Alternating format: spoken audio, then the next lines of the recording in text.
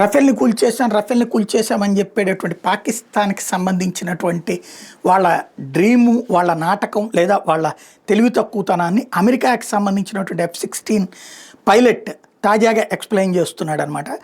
Operation సింధూర్లో Bharat వాడిన 30 కిలోల AI శక్తితో పనిచేసే నకిలీ విమానం డెకాయట.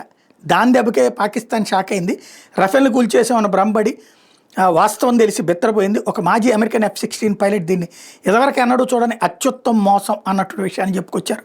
ఏంటయ్యా అంటే రఫేల్ని పోలినటువంటి ఒక ఇది తయారు చేశారట.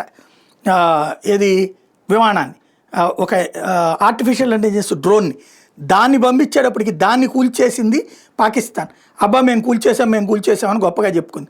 ఈలోపు అది ఎక్కడి నుంచి అటాక్ చేసిందో కనిపెట్టి ఎయిర్ డిఫెన్స్ సిస్టమ్స్ని అక్కడికి వెళ్ళి మన మిస్సైల్స్ దాడి చేసినాయి. ఆ తర్వాత యథేచ్ఛగా యుద్ధ విమానాలు వెళ్ళి పాకిస్తాన్లోని అన్ని కేంద్రాలని తుత్తునీయలు చేసి వచ్చిన 11 సెంటర్ని.